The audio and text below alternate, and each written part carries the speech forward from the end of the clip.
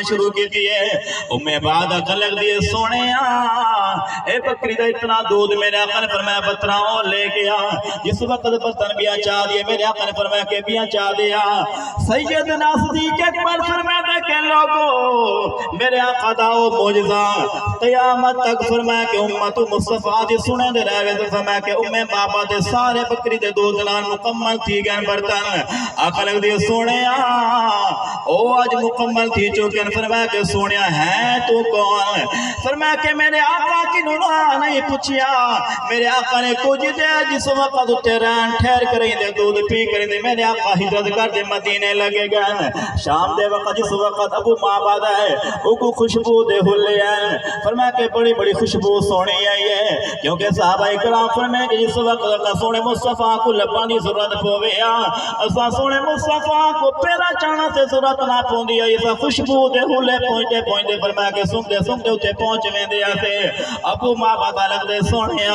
فرمایا جس وقت گھر والے کو فرمایا کہ لگتا ہے تے کون ہے اتنا خوشبو دے ہلے امو آپ فرمایا کہ لوگو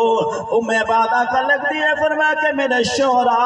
آج اتنا حسین و جمیل ایک نوجوان ہے اتنا حسین و جمیل نوجوان ہے دیکھنے واسطے ہوں دی بڑی گفتگو ہے فرمایا کہ زبان مصطفیٰ لگ دیئے فرمایا کہ جتنی داری تھے بیٹھا رہے ایمیں لگتا ہی رحمتہ دا نزول پیتی دے ابو معبد آخلق دے میں بعد کو فرمایا کہ گل سون آج کنو بعد میں دور بکرا چرامان نہ ویسا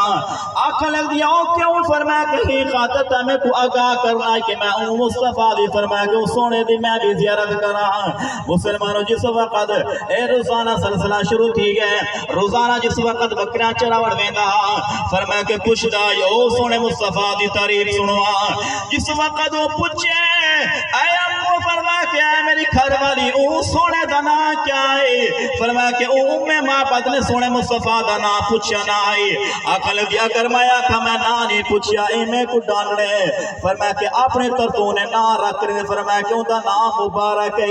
لیکن اس وقت مبارک نہ آیا ہے ابو معبد دور نہیں ویدہ قریب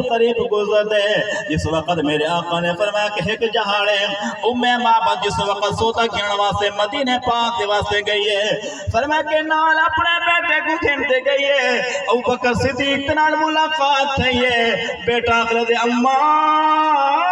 سامنے دیکھ جرا مبارک دے کٹھے چاچو ایو نظر پیاؤں دے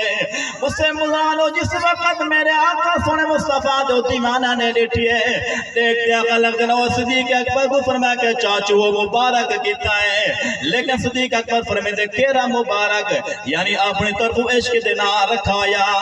اقلق دے سونے جس وقت اسا ہجرت کر دے آیا ہے رستے دے اندر ایک بکری کو دودھ کڑیا ہے وہ مبارک دی گل پہ کر دیا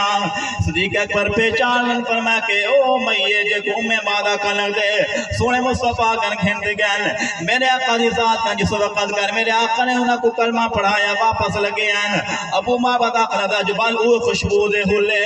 فرمایا کہ آج تک اسی دی رسانا